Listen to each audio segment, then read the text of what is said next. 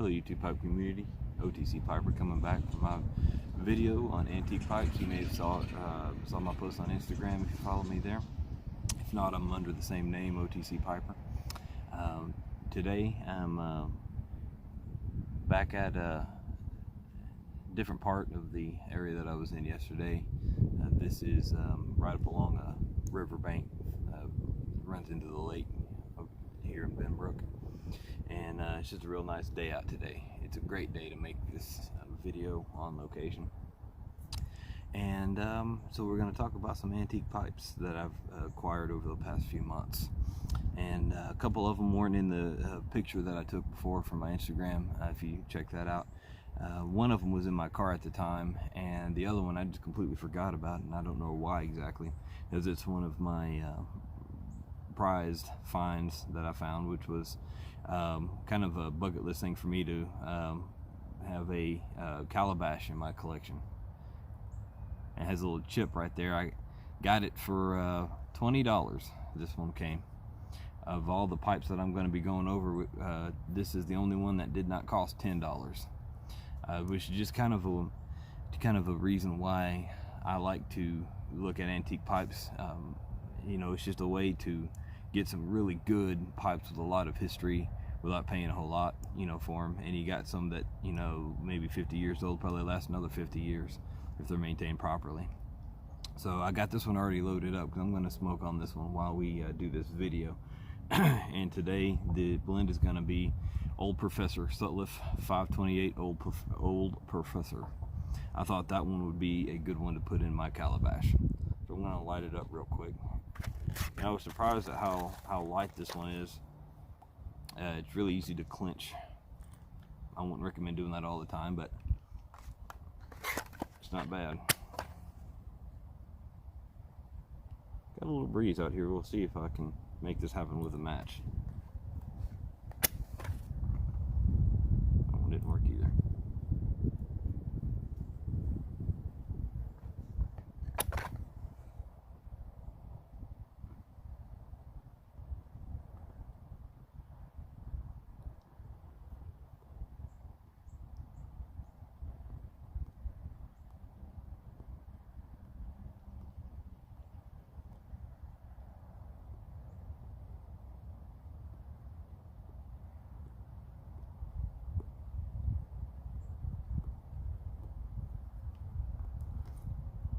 A little bit.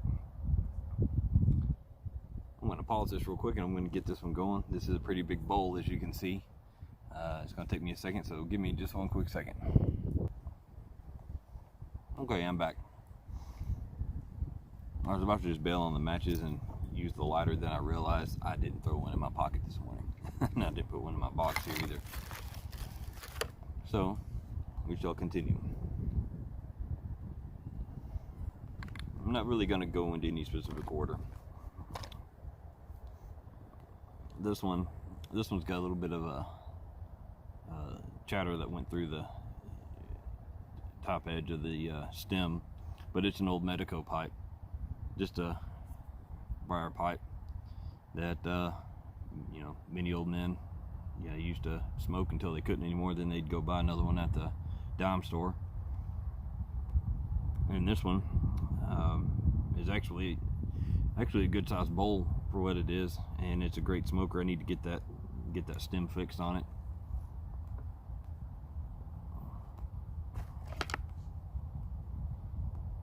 This is one here that I was glad to find.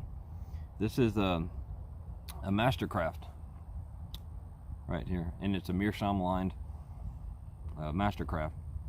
I always wanted to get one of those, and I happened to see it in an antique mall amongst a whole you know, big table full of pipes such as this. So I picked this one up, and the quality in this one is just remarkable. It's not it's about a medium-sized bowl, but it smokes so cool and so well. And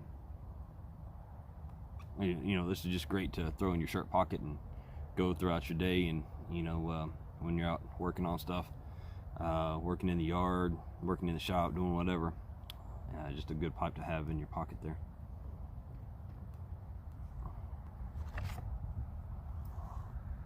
See, I got a Crown Duke Dr. Grabow, and some of these I need to get some cleaner to take some of this. You know, these haven't been used a whole lot since I've got them. I've got to do some cleaning on them and everything like that.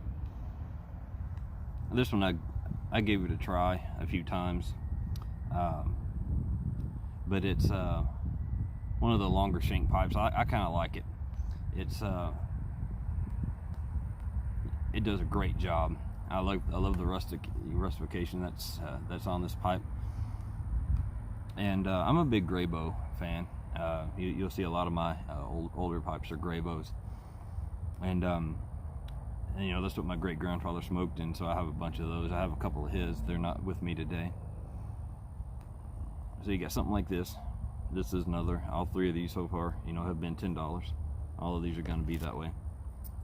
My most recent one is this drinkless K Woody pipe. It's actually a pretty clean pipe when I picked it up. It didn't really need a whole lot of restoration or anything done to it. It's got the stinger in there. In fact, I need to clean that off just a little bit. And I did some research on this pipe, and there's a lot of complaints on this system, you know, about it, the way it would handle moisture and things like that. And I didn't really have that much of a problem with it. I kind of understood a little bit about what they were talking about, but it was nothing that I couldn't remedy. So I think a lot of these pipes, or any pipe that you get, finding what it likes, you know, is a key element of this. So, you know, I've had some blends that I just didn't like. Tried them with other pipes. You know, if I had a pipe that just wasn't really working for me, I would try a different kind of blend in it to see how it would do with that one. And remarkably, a lot of times you'll find that when you pair the right blend with the right pipe and everything, you'll get a much better smoke out of it.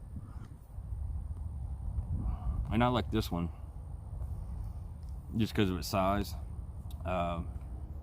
It's a pretty beefy bulldog. It's got a decent size pod in it, and it just fits so well in your pocket and everything. So just a good day runner pipe. And I'm one that I like to commute with a pipe, and this does a lot better for some, you know, for things like that. When you're like turning your head to check your blind spot or something like that, it's not crashing into the window or anything. So yeah, this one is my recent one that I just picked up. Not today. Picked it up a couple weeks ago. I really enjoy it. And this is and some of these, not all of these I use regularly right now. Some of them I do. I apologize. Some of them need to be cleaned a little bit. I just kind of grabbed them out of my pipe rack and threw them in my little box here to bring out today. This is a Starfire Dr. Grabow I have right here. It's a setter pipe, and it's got a little. It's got a skinnier bowl, but it's a deep bowl, as you can see here. That does really well, and this is a really lightweight pipe, lighter than some of the others I've showed you. What you got to be careful about on something like this is the walls are a little bit thinner, so you want to be careful with some of your blends that maybe burn hotter, like Virginia's. You may just want to take that into consideration when you look at something like this.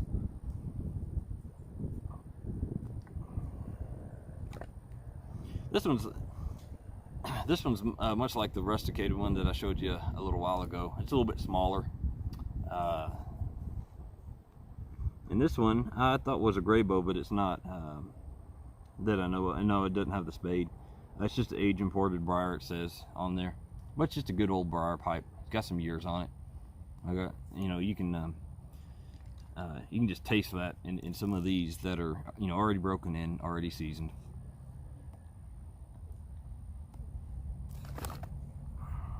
This is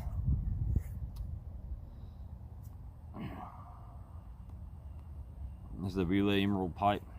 I talked a little bit about this on Instagram. And this one I thought was something else. This is actually Violet Emerald out of London. I forget the company we were talking about. I was doing some research into them, and this was actually made by I can't remember. I'm going to have to post it in text above here. I can't remember I'm just drawing a blank right now. But this was actually one that was made by this company. From what my research has has revealed to me. But this one has an incredible bowl inside of it. A little flick in there, the sunlight hit it just right. It's got a big wide bowl in it. And it just makes for a great long smoke. And this one is kind of along the same lines. You can see the walls are a little bit thinner, so I'd be careful with something like this, with something that burns hot. I mean, this has been, mostly, I smoke a lot of the OTC blends. A lot of them are going to be either a Burley or Burley Virginia mix, and it just does a spectacular job in a pipe like this.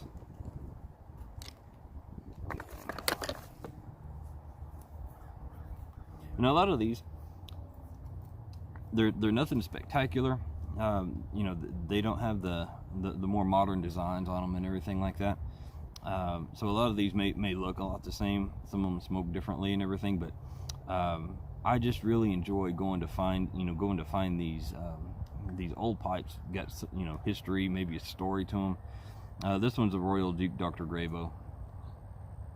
And it's just like any other Grabow you've ever seen, except it's just got some age on it.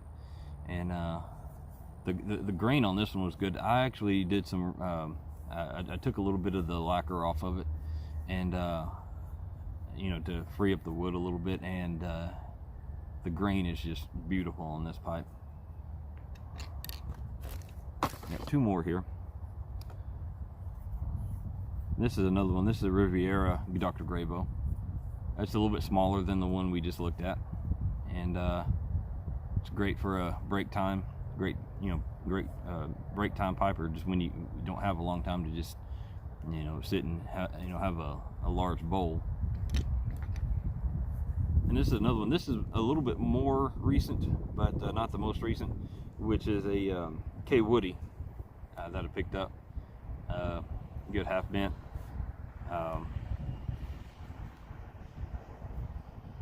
It's the beefier bulldog shape, which will handle a lot of your hotter blends and everything like that. Like I say, everybody kind of knows that follows me. You pretty much know what I smoke most of the time.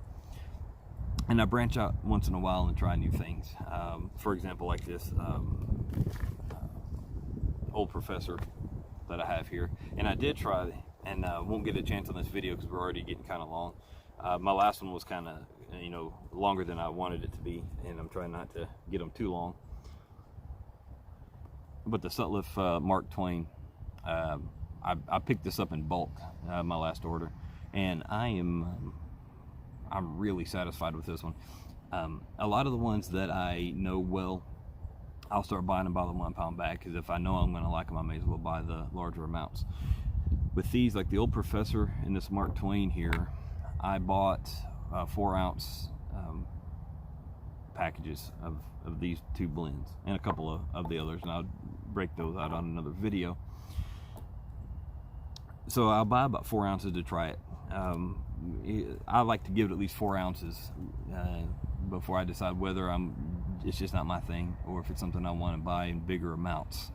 If you just buy one, you may not get a chance to really explore the blend the way you need to blend, the way you need to explore it. So these, let's see how many, 1, 2, 3, 4, 5, 6, 7, 8, 9, 10, 11.